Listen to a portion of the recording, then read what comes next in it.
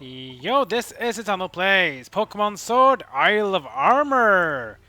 Yeah, so Urshifu has finally gotten the ability to Gigantamax.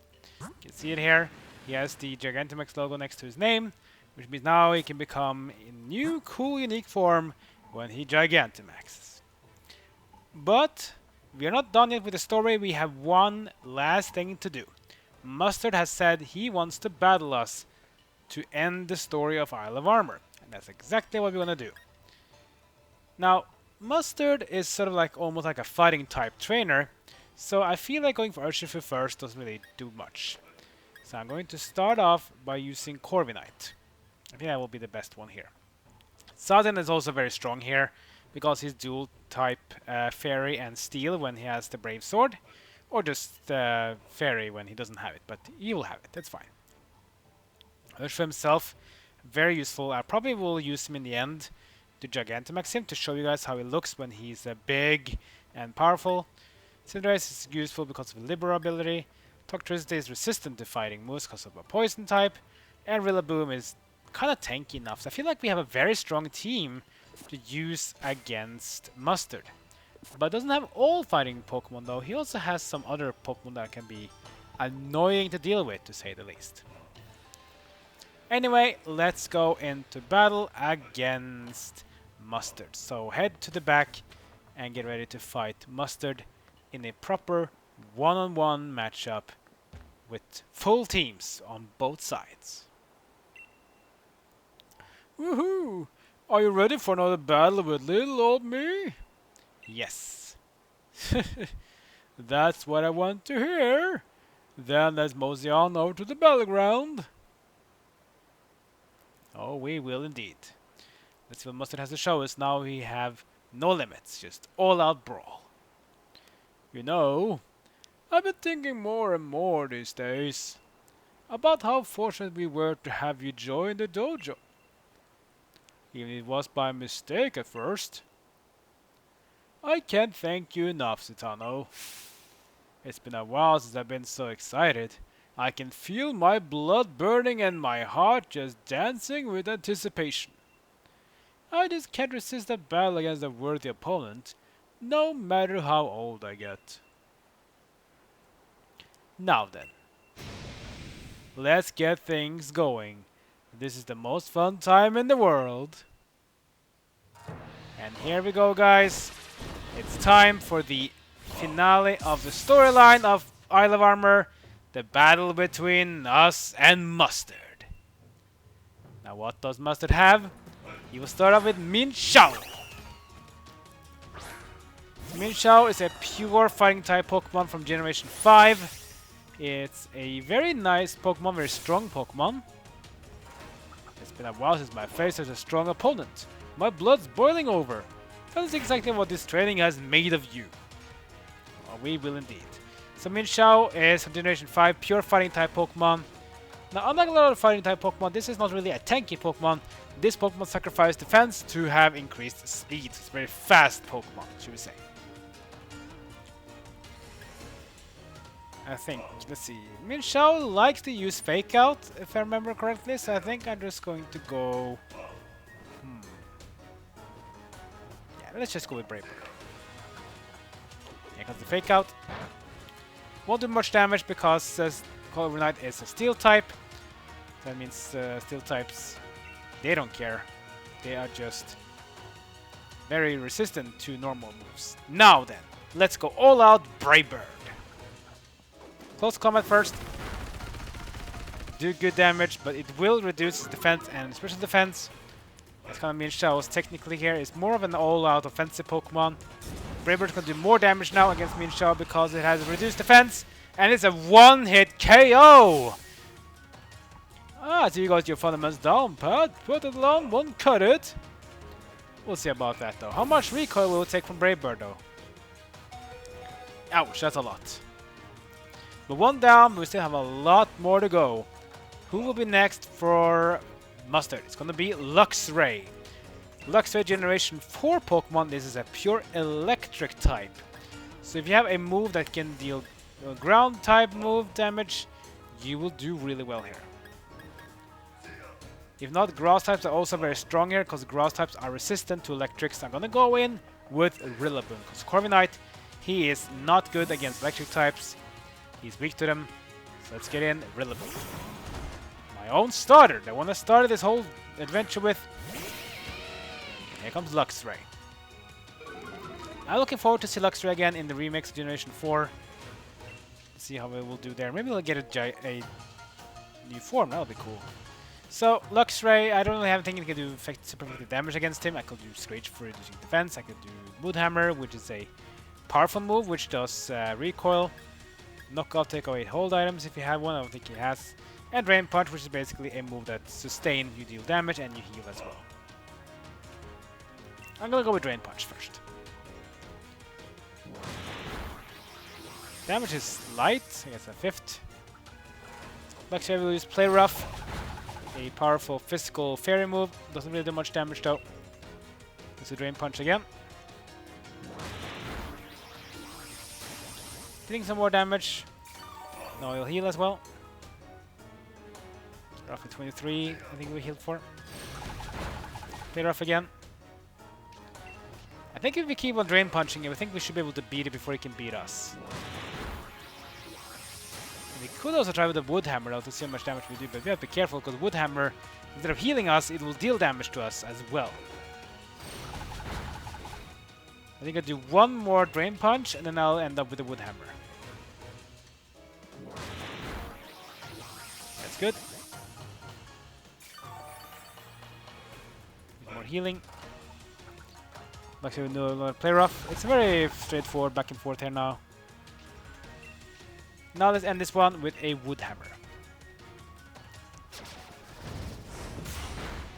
Extra KO the Luxray. Our recoil damage will be less. We take him out anyway.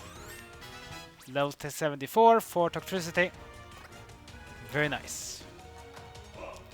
Next up will be Corviknight. So Corviknight, Steel, Flying, Dual type. He's weak to Electric, for example. He's also weak to Fire. And I think Fire is what plays best here. So get in our dear, lovely friend Cinderace.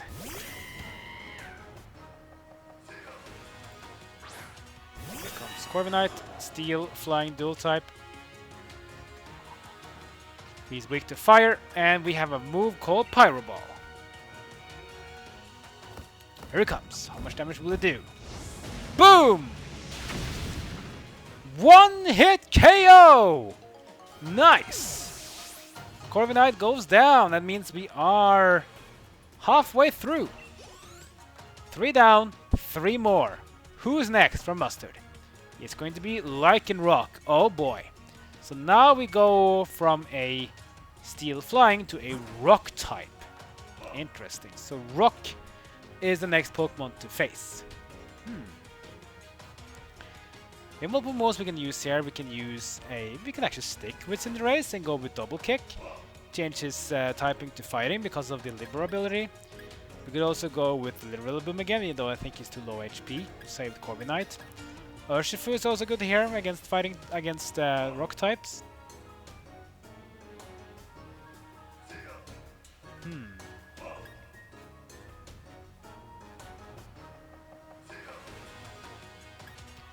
This one is actually a bit interesting. Okay. Yeah, let's just stick with Cinderace. Libero is nice. This is also its midday form, which is basically the form that Lycanroc becomes if you evolve Rockruff on the daytime. He also has a midnight form, and he also has a special form which only evolves at 7 o'clock if it has a special ability. Alright, let's go with the Double Kick. This will change our typing from Fire to Fighting. That's 1 hit, and 2 hits. Almost! Stealth Rock, which means Pokemon that are weak to Rock, or Pokemon in general, will take damage when they have been swapped in. Let's do 1 more Double Kick. that will be the it. There goes Lycanroc. That means we have 2 more to face. Who will be next for our friend here? 75 Corviknight and 77 Cinderace. Next up is Kommo. Oh boy, so Kommo is dual type Dragon and Fighting. Sad thing though, I don't have any fairy moves. It's just so sad. I don't have any fairy moves on Zacian, and he really should have. It's such a shame he doesn't have. I would maybe take away Crunch, maybe, or give it something else. The fact we don't have a fairy move is really bad. We don't have an ice move either. We need to use kind of flying move, but Corviknight's low health, so we don't really have anything to do super effective damage against Kommo, which is kind of sad. I mean, we have Zen Headbutt though. Yeah, let's just stick with Cinderace then. Kommo for Generation 7, dual type Dragon and Fighting. Let's go with Zen Headbutt. Changing our typing to Psychic. He's gonna miss. Kommo with Clanging Scales. Ouch! Powerful move will reduce his defense. Let's do Zen Headbutt one more time. Come on. There it hits. And that's... Oh, he survives! How unfortunate is that? Cinderace is going to get KO'd here, unfortunately. That's just unfortunate. So low health. And yet we are not able to KO it. That's just... meh. Fine. Okay, let's get Toxtricity in then. He's fast. That drug will hit us though, for some damage. Let's do the Boom Burst. Kommo will go first, Clanging Scales. That's -3 defense now. Boom Burst comes in. But, oh no, I forgot he has soundproof! No! Damn it! He's immune to sound effects. Clanging Scales again. Oh, we will survive though. Luckily for us. Can we hit the Poison Jab? We will. And Kommo will go down. Wow, I forgot about Soundproof. Alright. Last Pokemon now from Mustard is gonna be Urshifu. That will be the Urshifu that you didn't take. So if you have the Tower of Waters Urshifu, the Rapid Strike, he'll then have a Single Strike one from Tower of Darkness. If you have the Single Strike one from Tower of Darkness, he will use the Water one. And the thing is, I would say the Urshifu, which is Dark Fighting, is better than the Water Fighting in general. When it comes to one-on-one matchup though, Water Fighting is better because Dark is weak to Fighting. So that's why I'm going to send in my own Urshifu. Let's have Urshifu versus Urshifu. Because his Urshifu is weak to Fighting, mine is not. My skills are getting sharper, so I get captivated by my might. We see about that. Here comes Urshifu number 2. He'll take some damage. So you can see here that stance on the other Urshifu is a bit different one. This one looks a bit more different than mine. That's because that is the Single Strike style Urshifu from Tower of Darkness. Mine is the Rapid style one from the Tower of Waters. Now the Gigantamax. You can either go with the Rapid Flow or with Max Knuckle. I will go with Max Knuckle because Urshifu is weak to Fighting. Let's go. Now become the giant fist that breaks the opponent as one would smash through the board. And he's going to Gigantamax his Urshifu. And this is how Urshifu looks with Gigantamax. Pretty cool looking. But we have our own. Here comes our brand new Gigantamax Urshifu! And yes, even him has a different stance when he's Gigantamax. You see, the coloring is also a bit different. When you're in the Waters one, you have a blue on the fur, and the other one has black. Max Ooze which is a poison move. I don't understand why you want to use that one, but okay. It will pump up his special attack though, which is kind of crap anyway. Max Knuckle. Whoa! Wow! That's a lot of damage, but not enough though. Critical hit as well. But look out to your side, have you? That makes the all intensing an opponent. I guess you can say that. But now let's end this one with the G-Max Rapid Flow. Well, we use Max Knuckle as well, but it's not super effective because we are not weak to fighting. Not like the other one. So here we go, people. G-Max Rapid Flow.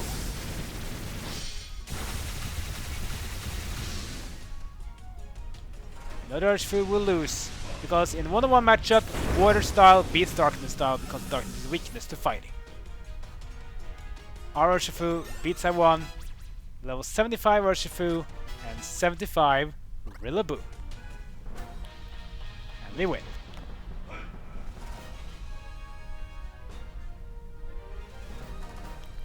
Strength ebbs and flows an endless cycle. One moment you grasp it and the next it slips from your hand. But the strength now you have, the strength that you let defeat me, is unwavering. Congratulations from the bottom of my heart. On 30,000.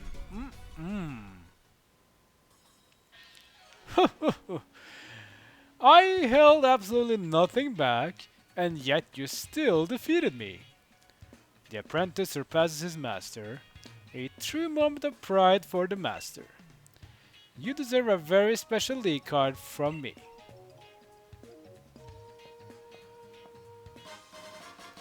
We get a rare league card, which means now we can enter him in the Winden Champions Cup. It seems I'll have to redo my own training from scratch. Oh, darling, did I hear that right? You actually lost? Ah, so you all came. You know, I can't resist seeing you get all serious about battle, you cheeky thing. You look so early dashing, darling. Look at me getting all distracted. You were amazing, Citano. Looks like we need to have some max soups tonight to celebrate. I knew you weren't just a new student. I think I call you Master Newbie from now on. Well, not surprised one bit, Citano. I knew you would win. And you were fabulous too, Urshifu.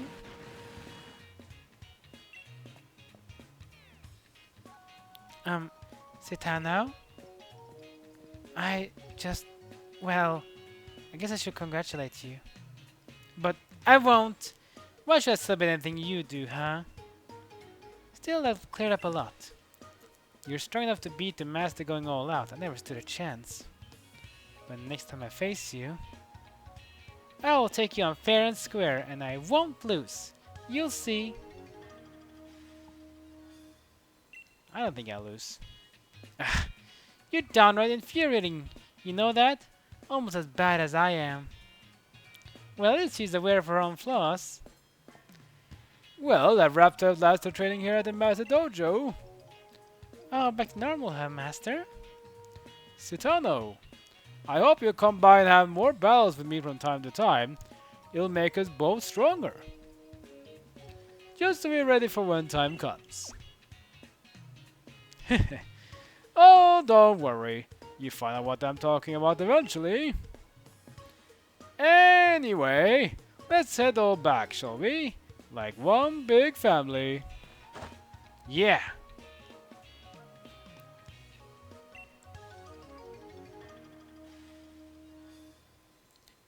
And that pretty much concludes the story of Pokemon Sword and Shield on the Isle of Armor.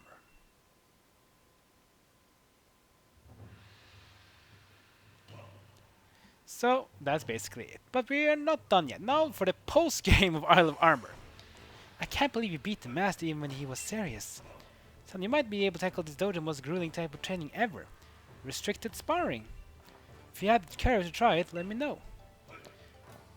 Restricted sparring is basically you have to choose a set of Pokemon that only has one type, and you have to battle multiple trainers. But you can get some cool stuff from it, though. For example, Armorite Ore, for example, which is pretty nice. You can collect some more Max Soup to get more Gigantamax Pokemon, if they can Gigantamax, that is. And you can also talk to Mustard again, and you can have another battle with him. You can battle him and his team every day, once. You go to the Cramorant here, the Cramomatic, to get some more cool stuff with use of different things here. Speaking of which, though, you like this Porygon, right? Well, it so happens that Hyde talks a bit more about Porygon. You can talk about upgrading, and you can evolve, and so on. And with that, we get a Porygon for free! That's right. Hyde will give us a Porygon for free after we complete the storyline. I remember we can get it before that as well, but at least we get him when we beat the storyline. Which is pretty cool.